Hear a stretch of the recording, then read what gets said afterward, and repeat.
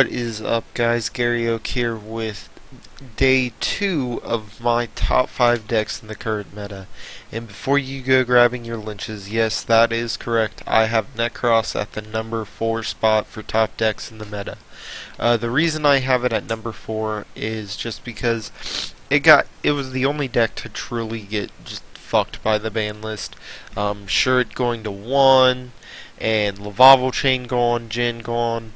And whatever your opinion on that is, regardless of the fact the deck got hit, it's not as strong as it was, and especially because now that it's been out for some time and it doesn't really have that surprise factor, people know how to play around it. They know what the cards do, they know what to side deck against it, they know how to play against it.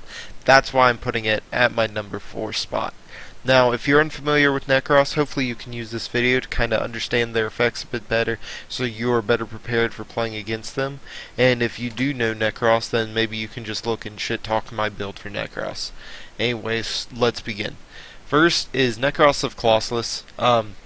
The primary effect is, all of the Nekroz cards that are ritual monsters have to be ritual summoned with exact levels. Like ritual monsters of old, you could go over. With Nekroz, it has to be precise, and with the higher level ones, starting at Brionic, or not Brionic, starting at Gunganir and going up, they have to be the level or higher. Not the level or higher. They can't be special summoned from just a single monster tribute. Now, starting off, you have Colossus, who his primary effect is you can pitch him to add one Nekroz spell trap card from your deck to your hand. Very cool, very pivotable. Basically, these are searches for your Nekroz ritual cards. Next up is Unicore. When Unicore is, you can discard Unicore to add one Nekroz card from your grave to your hand, which is amazing for cycling Shuret, since Shuret's at 1 now, and we'll get to the importance of Shuret in a minute. But him being able to do that really helps the deck out a lot, adds it helps a lot with the issues with that. The secondary effect he has, which I think is really sweet, is the fact that he negates the effects of face-up monsters on the field that were special summoned from the extra deck. So if you can get him out, you're going to negate all kinds of shit. And he's a level 4, so he is the easiest of all the Nekroz, in my opinion, to get out. Next up is Nekroz of Brionic. The reason this is at 2 is because this card's so fucking strong. You can discard it to add one Nekroz monster from your deck to your hand, except Nekroz of Brionic. That means where Colossus is only your spell cards and Unicore is only what's engraved, Brionic can search either any of your other Nekroz monsters or search out these 5 right here to get the stuff that you want. That is why they had to put Brionic at 2, is because it gave you way too many options to play with. Next up is Gunganir. During either player's turn, you can discard this card. Target one Nekroz monster you control cannot be destroyed by battle or card effects this turn. You never want to let it hit the field. The pitch is the main thing. It's going to help because this deck doesn't run back row, and back row doesn't get along with this deck at all. It's going to help you deal with that back row. Next up is Nekroz of Valkyris. It's your threatening roar in hand, and it is your strongest monster. Stat for stat. Sorry for my shitty chair. 2900 attack. Just a solid beater, and very hard to get around. It combos for your out to towers. But like I said, you can banish one Nekroz card in grave and discard the card, negate the attack and the battle phase. But his effect while he's on field is pretty sweet in the fact that you can tribute 2 monsters from your hand or side of the field and draw the same number of cards you tributed. So if you have a dead hand, you can use his effect to kind of cycle your shit around. Next up is Decisive Armor. You'll never really let Decisive Armor hit the field. It's an out to towers kind of, but you want to use him more for his pitch effect, where a Nekroz card gains 1000 attack. Next is Trish, the bane of everyone's existence. During either player's turn, when a card or effect is activated that targets a Nekroz monster you control, discard the card and negate the activation. That's cool, whatever. The secondary effect is what everyone loves. When ritual summon, banish three of your opponent's cards, one from hand, field, and grave. The heart card in hand chosen at random. I This puts people so far behind it's not even funny. But it's terrible against spiritual beasts because they'll just plus off of it. Or not only that, the effect won't resolve if you target a fusion because they can just decontact out. Next up, 3 Manju of the 10,000 hands. Normal summon, add 1 ritual monster card or spell from deck to hand. More search power. Sure. The reason sure it's at 1 is sure it allows you to get out all this shit without having to do math. Sure, the effect states that you can if you ritual summon exactly 1 Nekroz ritual monster with a card effect that requires the use of monsters, this card can be used as the entire requirement.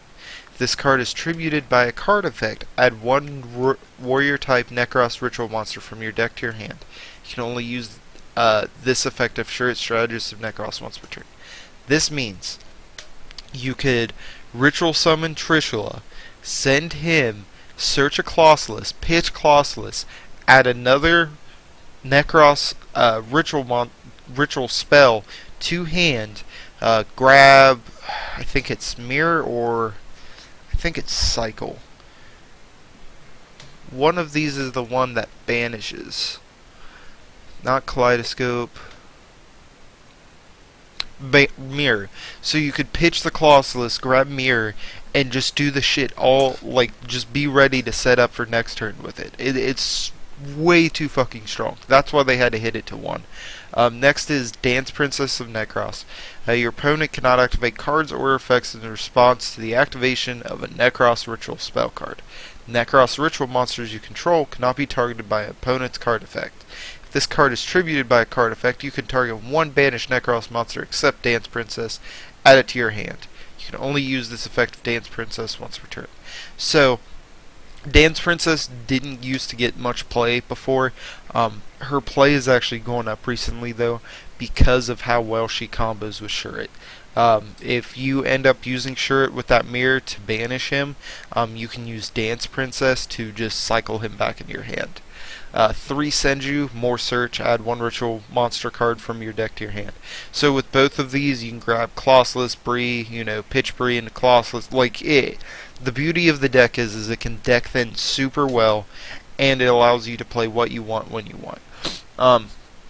Here's a new card. I was actually online discussing with some people about just different stuff to splash in now that Nekroz has taken the hit it has. Essentially, it's like a shirt. If you ritual summon a water ritual monster, this card can be used as the entire tribute. You can discard this card, add 1 Gishki ritual spell card from your deck to your hand. Obviously, we don't care about the secondary effect, but the first effect is fucking amazing, because all Nekroz cards are water. So you have that on field, and essentially you have a shirt. Now, you don't get the search like Shirt does, but it's still a pretty fucking nasty card. 2 Dark Hole, 1 Regeki, those are standard. 1 Book of Moon, standard. Preparation of Rites, add 1 level 7 or lower ritual monster card from your deck to add to your hand. Sorry, I missed that. Then you can add to your hand 1 ritual spell card from your graveyard. I mean, from what you've seen, basically 7 or lower. So that's Gunganir and down. So that includes Brio. Like, that's just another search for Brio. And the reason you always want to hit Brio first is just deck thinning. Deck thinning never hurt anyone. But the key thing is you can only use it once per turn. So you can't Brio into etc. etc. Mirror, which allows you to banish tribute monsters from hand or field and or banish Nekroz monsters. Kaleidoscope, which allows you to send from extra deck 1 monster from extra deck, not multiple. And Cycle, which is the one that tribute monsters from your hand or field. You can only use.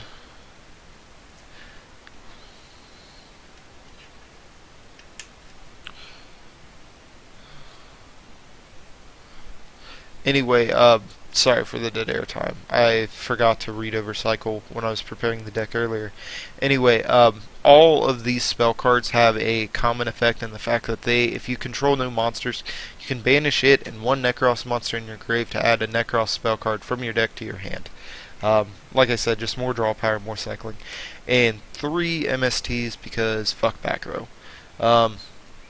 Now for extra deck, this is actually important. All this doesn't really matter too much. All of these are staples. All these are meh.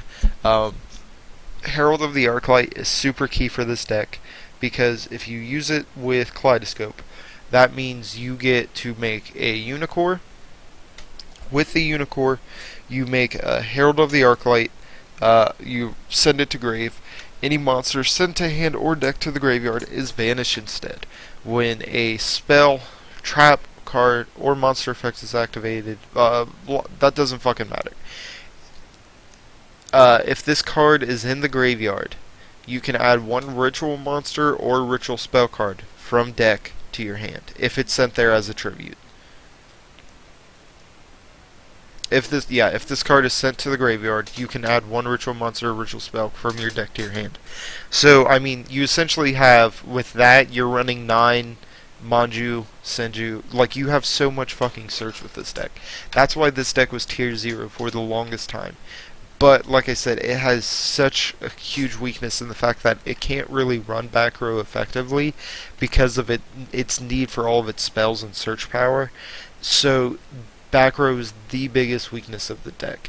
And, I mean, yeah, like, that works, but running 3 Shuret's so much better. I mean, because now that Shuret's at 1, and you could run 3 Colossus. That means Rhoda would be just dead in the deck because you'd only need to play the Rhoda once.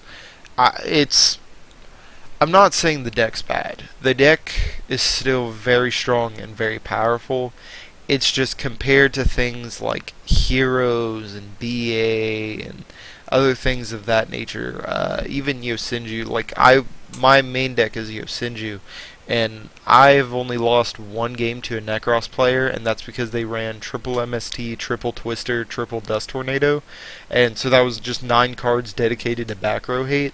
But every other Nekroz player I've ever faced with my Yosinju deck just fell apart because the deck crumbles to floodgates. Like, it sucks. That's why the mirror match with the Jin lock was so fucking rough. Anyway, that's it for my Nekroz deck profile. I hope you guys enjoyed the video. Remember to rate the video, like the video, and subscribe if you want to see more videos like this one. See you guys.